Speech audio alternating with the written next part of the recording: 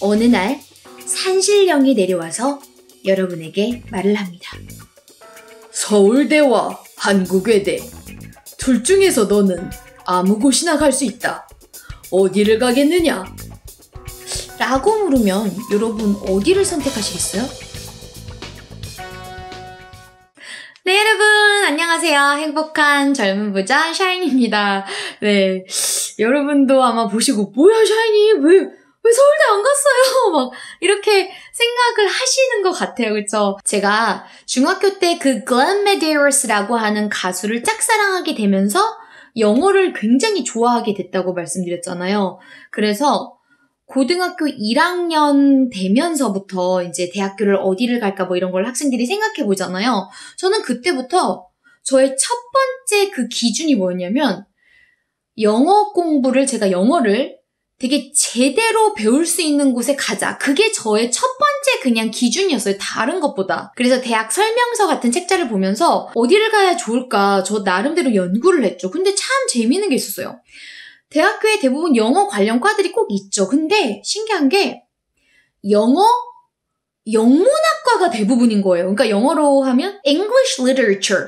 그 과가 굉장히 많은 거예요. 근데 저는 사실은 영문학에는 별로 관심이 없거든요. 진짜 저는 그냥 영어라는 그 언어를 제가 실용적으로 굉장히 잘 쓰고 싶은 게 목적인 거지 막 문학 뭐 셰익스피어 읽고 이런 거는 진짜 관심이 없었거든요. 그래서 뭐야 굉장히 선택의 폭이 많이 좁아졌어요. 그러다가 보게 된 대학교가 한국외대 영어과를 보게 됐어요. English Department인 거예요.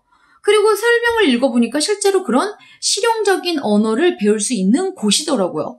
그래서 고1 때부터 저의 목표 대학은 한국외대 영어과가 된 거예요. 그런데 제 학교에서는 제 결정에 좀 반대를 했어요. 이게 무슨 말이냐면 이제 제가 시골 학교를 다녔잖아요. 충청도 금산의 금산여고, 그러니까 작은 이제 시골 학교예요. 그래서 그 당시에 어떤 대입 전형이 있었냐면 농어촌 특별 전형이 있었어요. 그러니까 이런 좀 시골 산간 오지의 학생들에게 나름 혜택을 주는 그런 전형이었는데 전교에서 몇 % 안에 들고 그리고 수능 성적이 어떤 성적 이상이 나오면 그 점수에 맞게 과를 그래도 다른 도시 학생들보다는 조금 유리하게 갈 수 있는 그런 전형이었거든요. 그래서 제가 또 고등학교 때 여러분 나름 공부를 좀 열심히 해서 그죠? 전교 이제 4등 안에 들던 뭐 제가 공부 잘했다고 뭐 이런 거 자랑하는 스타일은 아닌데 어쨌든 저도 4등 안에 들었기 때문에 농어촌 특별 전형으로 서울대를 갈 수 있는 자격이 주어졌어요. 그래서 그러니까 어쨌든 대한민국 최고의 대학교를 갈 수 있는 자격이 주어지니까 신나잖아요. 그래서 제 성적으로 어느 과를 갈 수 있는지 딱 그 과 리스트를 봤는데 이건 웬걸?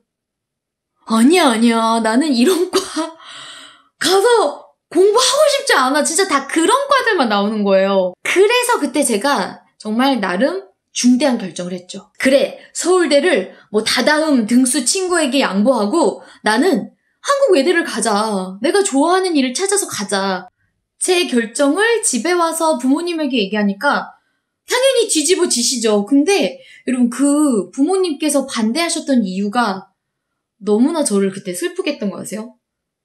다른 게 아니라 한국 외대를 가면 안 되는 이유가 사립대학교라서 등록금이 비싸니까 엄마 아빠는 그 학비 대줄 돈이 없다. 그러니까 너는 학비가 조금이라도 싼 국립대 가. 그 이유인 거예요. 그러니까 서울대를 갔으면 좋겠다라고 하는 바람이 돈 때문에 그런 거예요. 그래서 제가 너무나 그때 너무 슬퍼가지고 부모님께 말씀드린 게 있어요. 엄마, 돈 때문이라고요? 진짜 너무하네. 이거 등록금 때문이면 내가 장학생으로 들어가거나 그거라도 안 되면 아르바이트 밤낮으로 해서 등록금이랑 생활비 내가 낼 테니까 내 꿈 꺾으려고 하지 말아요. 제 친구들도 저한테 그랬어요. 재영아, 그래도 너 서울대 간판을 다는 게 낫지 않아? 아무리 과는 네가 원치 않는 과라도 용의 꼬리가 되는 게 낫지 않아? 뱀의 머리가 되는 것보다는 너 잘 생각해봐, 현실적으로 생각해봐. 이렇게 친구들이 되게 많이 저를 설득하려고 했어요. 근데 저는 사실은 비교적 어린 나이 때부터 그 간판, 그러니까 학벌이라는 것을 굳이 중요치 않게 여겼던 이유가 있어요, 여러분. 뭐냐면 이거는 굉장히 사적인 진짜 얘기인데 아빠가 제 유튜브를 잘 안 보는 것 같으니까 얘기를 하는데 저희 아버지가 대학교를 뭐 어디로 가야 될까, 어디 과를 선택을 해야 될까라고 결정을 할 때 본인의 의사랑은 정말 상관없이 아빠의 아버지, 그러니까 할아버지죠, 저한테는. 할아버지가 그 당시 가장 막 떠오르고 유망하고 뭐 이과 나오면 뭐 장가도 잘 가고 뭐 약간 이런 과인 의대를 가라고 하신 거예요. 그래서 저희 아버지는 그 당시 좀 가부장적인 그런 사회 분위기잖아요. 그거에 당연히 맞춰서 그래, 아버지가 의대 가라고 하니까 나 의대 가야 되겠다 하고서 그냥 의대를 간 거예요.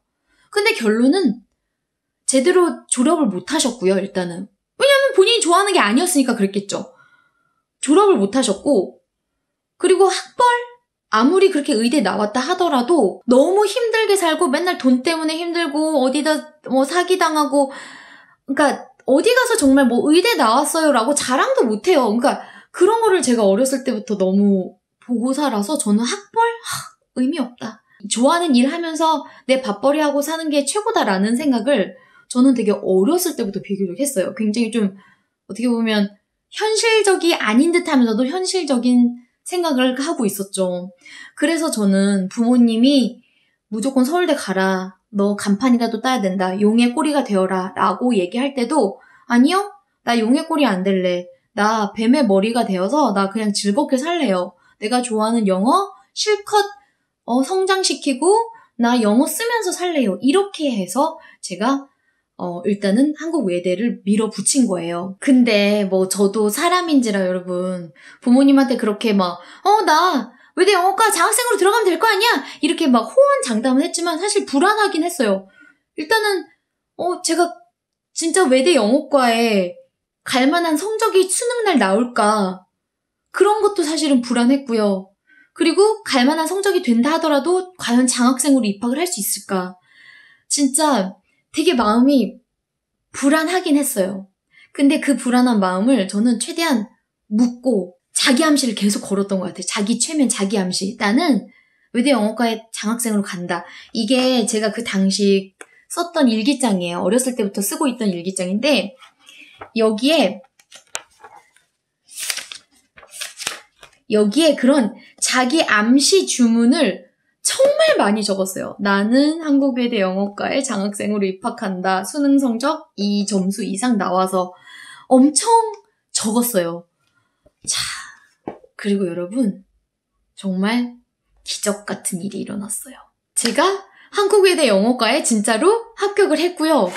그리고 사실은 장학금은 별로 기대를 안 하고 있었어요, 솔직히. 근데 입학식 날 장학생 명단을 부르는데 저는 당연히 제가 장학생이 아닐 거라고 생각하고 제 옆에 있는 친구들이랑, 사귄 친구들이랑 막 떠들고 있었어요. 그랬더니 여기 뒤에서 친구가 야, 재영아, 저 네 이름 같은데? 김재영. 너 김재영 맞잖아. 그래서 김재영이요? 했더니 김재영 왜 대답 안 했냐고 저보고 그러는 거예요. 내가 진짜 한국외대 영어과 들어온 것만으로도 너무 행복한데 진짜 장학생이 됐다고? 와, 그때의 그 감격은 지금도 생각하면 뭐 마음이 벅차오르고, 그래, 잘했어, 재영아.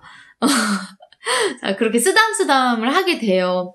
그래서 친구들이 대학교 입학한 후에도 막 물어봐요. 야, 너 서울대 안 간 거 후회 안 돼? 이렇게 물어보는데 저는 진짜 단 한치의 뭐 망설임도 없이 진짜 안 돼.